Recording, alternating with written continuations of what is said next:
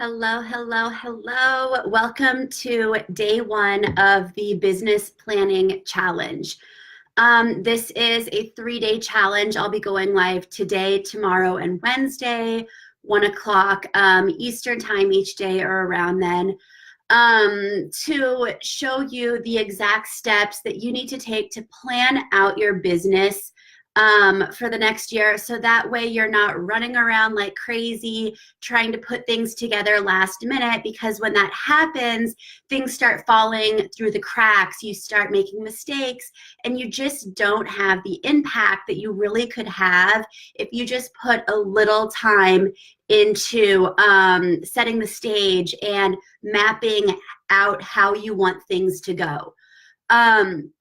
I know one of the biggest hesitations people have, I had this as well, is that you don't know exactly, what services you're going to have, what products you're going to have, that you're going to want to be promoting throughout the year.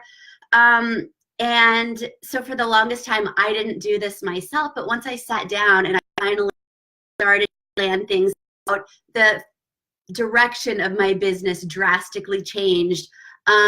The number of people I started reaching drastically changed, and the amount of money that I started making drastically changed. So even if you don't necessarily know what you're going to be selling next November, you can still plan in promotional times based on everything you have going on, based on the direction you want your business to go, based on how you want your life to look.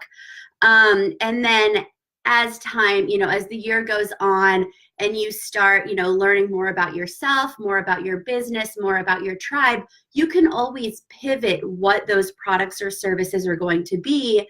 But as long as you have the time and the space in your calendar to, give them your all and give them the time that they deserve, then you'll be able to just really build them out so much better and just plan even bigger promotions that will have a bigger impact, both with your message and your income goals. So the first thing that we're going to talk about today then is your vision. And this is, where you really want to dream big. You want to think about what you want your life to look like, what you want your business to look like, 5 years from now, 10 years from now, whatever it may be. Don't hold yourself back. Don't limit yourself saying, oh, this could never happen, because when you say that, it will never really happen. So, if you want to be a coach and you want to have, 20 coaching clients a month, then, that is that big goal that you want to be working towards. If you want to have all of these online courses, you really need to take some time and just write down what you want those big goals to be, what you want your life to look like, so you have something to work towards. For example, I knew that I have 4 areas of interest that I'm passionate about within my blog and my business. And so when I sat down earlier this year, even to start mapping out this year and what next year is going to look like, I did that about a month ago. I decided to create signature products around each of these 4 topics and to map them out 1 a quarter, because I know if when I'm launching every single month that I'm driving myself absolutely crazy, my life's chaotic, it's no fun. I think that a good launch, you need about 2 to 3 months to really plan out.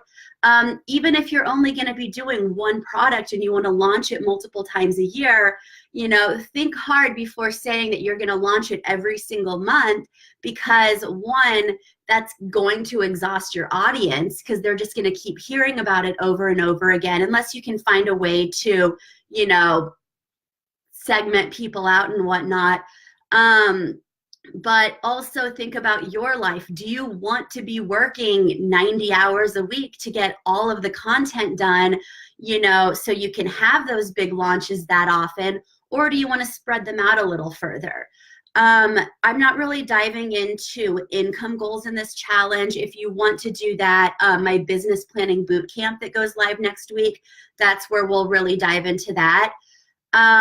But you need to know how much money you want to make during these launches, yes. And then that will help decide how often they go. And if you need to have smaller promotions in between, then that's where you can, you know, make up the money in between those big launches. So it doesn't have to be all or nothing with them. If you have multiple income streams, it really helps. But okay, so once you have an idea of that big vision of what you want everything to be, then it's time to start penciling stuff in. And I'll show you, I do this on a poster board. You can do it in, excuse me, in an Excel sheet, whatever it is. But the first thing you're going to want to do is go through your year and write down, you know, any big holidays that are relevant to your business. And this is, for one, you want to plan out if you're going to be running a promotion during those holidays. So things like Memorial Day, Labor Day, Black Friday, and then the holidays that you'll also want to avoid because you know your audience is busy during them, doesn't want to be bothered during them, or whatnot, you know. And then the holidays that aren't relevant, you don't need to waste time or effort planning those out because they're, you know, it would just clutter up your calendar even more. And then you want to go through and think about the different affiliates that you, or the companies that you're an affiliate for.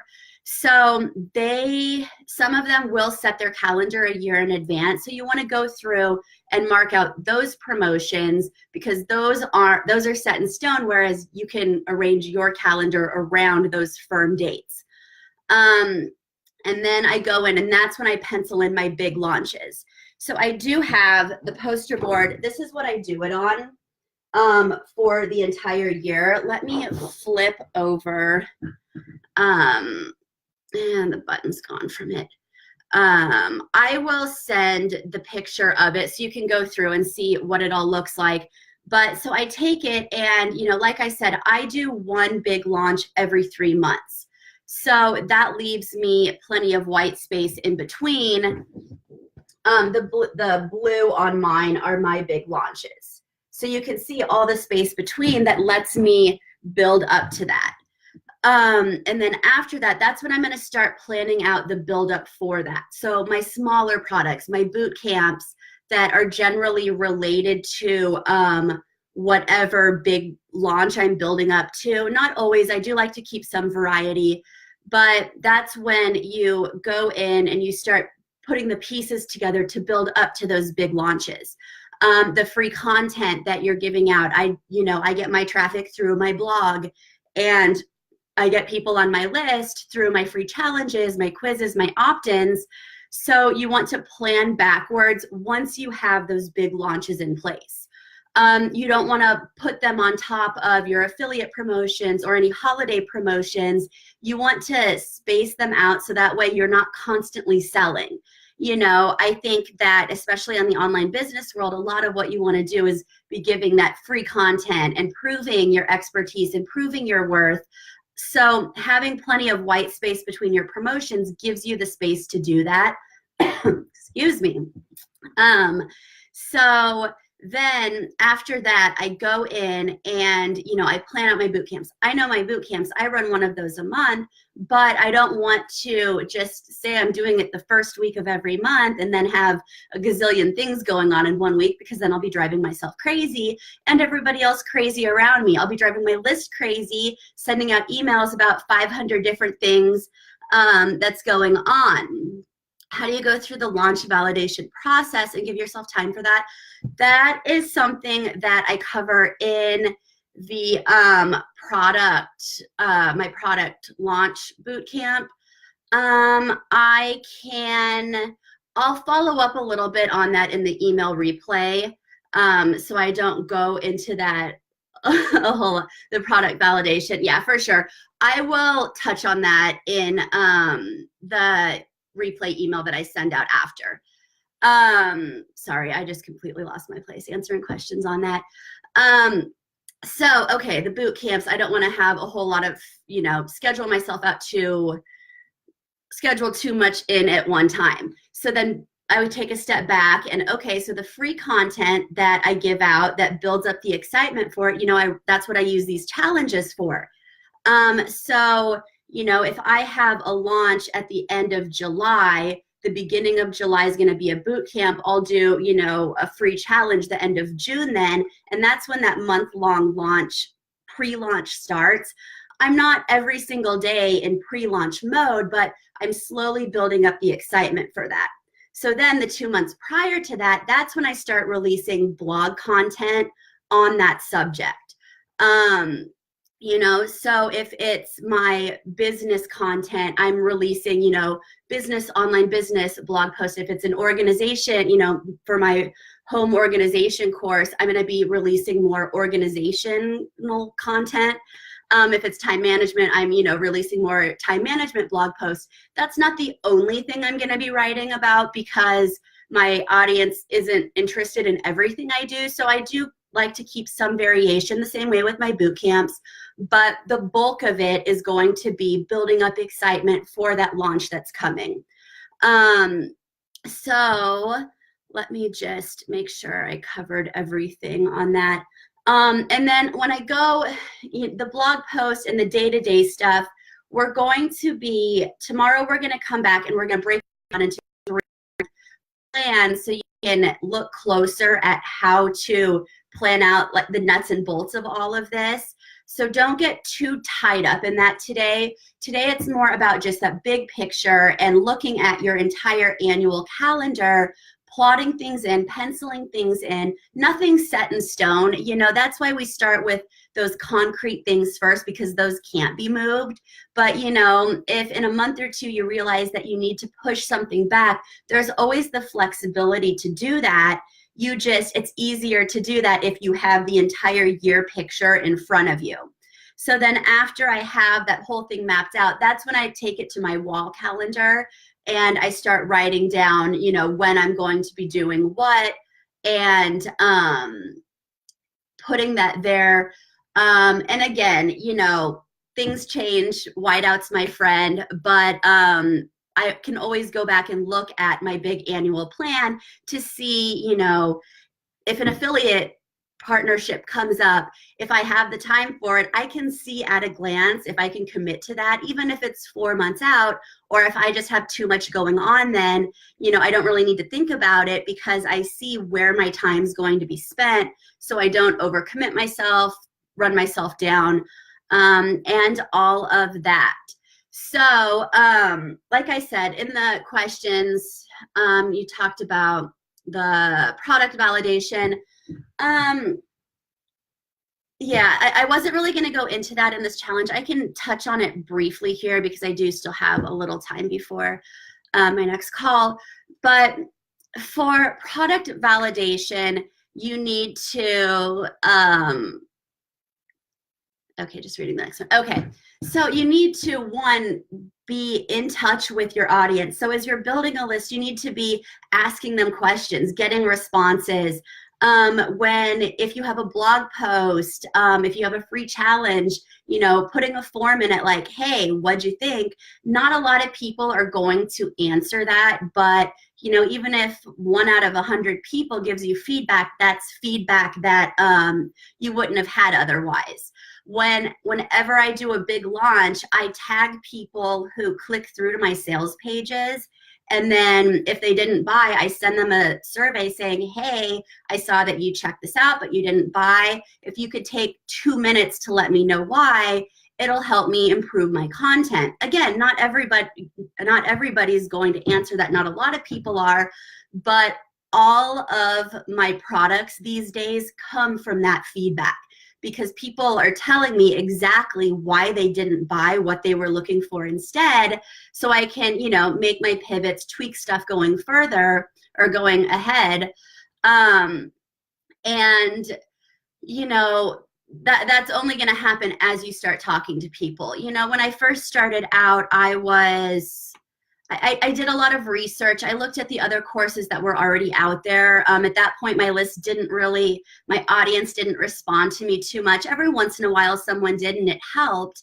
But, you know, to start out, you have to do that research. You know, you can create, if you want to say, let's say in July, you want to launch a product, you have between now and then, you could do a beta launch. If you have a list, you know, offer it at a discounted price. See if people are interested in purchasing it at that price. That would validate the idea. If nobody buys into it, again, ask them why not, take their feedback, and then make the adjustments that you need to make so that what you're creating fits your audience's needs. And yeah, it just really comes back to getting inside their head and knowing what your audience wants and how to create products that satisfy those needs.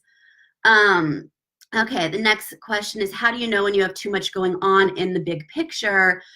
Should we do best practice of one launch per month, no more? I used to launch once a month and it drove me absolutely crazy. It was way too much work. Because that's not all I have going on. You know, this probably isn't the answer you want, but it depends on, you know, if you're a work-at-home mom and you have kids home with you and you only have 2 hours a day to do something, launching once a month is probably way too much if you have other stuff going on. If you're trying to consistently publish blog posts to keep new people coming to your website, if you're, you know, if maybe you have a coaching business and you already have clients, you know, you have to make sure that you have time for that. You have to have time to write your emails and all of that. So, you know, if you're working 8 hours a day and all you're doing is creating this one product and launching it, yeah, you could launch it once a month. But like I said earlier, your audience, you know, your list, your social media, whatever, is probably going to get sick about hearing about it every single month. If you want that consistent income, passive income, evergreen launching is a lot easier. It's a better option there, because that way, as new people are coming onto your list, you're promoting to them and you're not selling the same exact thing to your list over and over again.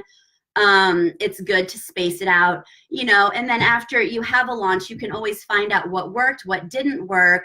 You want to create newer iterations of your product. You constantly want to be learning from the people who are going through your courses, your services, whatever, finding out what they like about it, what they don't like, and then improving it and making it better. I don't think that a month in between is enough time to make the changes that you would need to make to have a better product to offer the next time around.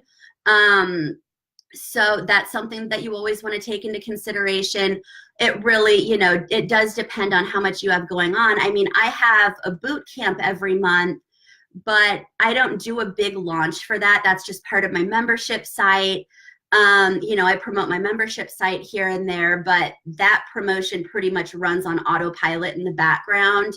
I announce, you know, every month, hey, this is the boot camp I'm running, but I don't do a full-blown launch like I do for my signature courses or any of the other products that I would create around that. And then coming back to how do you know when you have too much going on?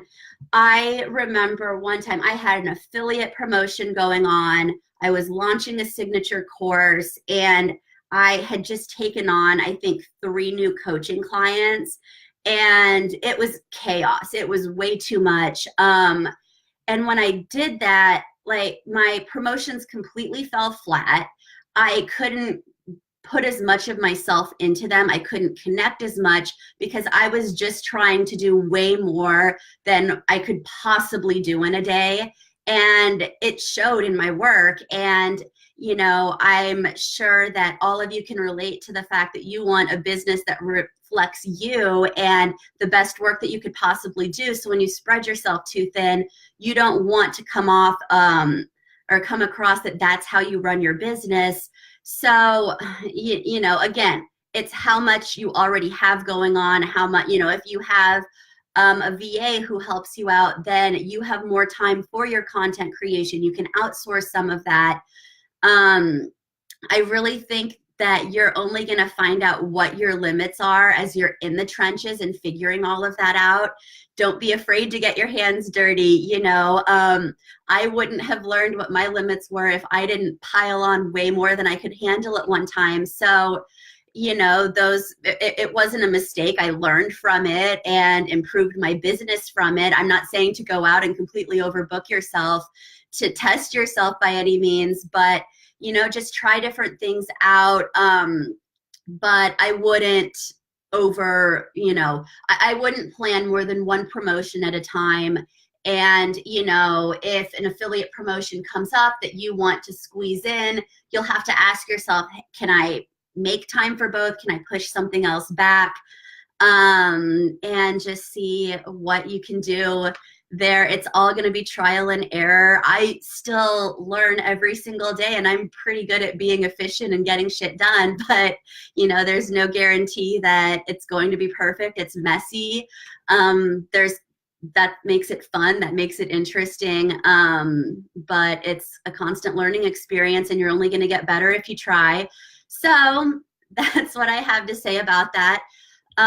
If there are any other questions, if not, you can drop it here. I can answer the questions when I hop on tomorrow. Shoot me an email if you have a question you don't want to put out for everyone to read. I will send out the replay of this video and a screenshot of that. Maybe I'll throw together an Excel sheet to help you map out your year.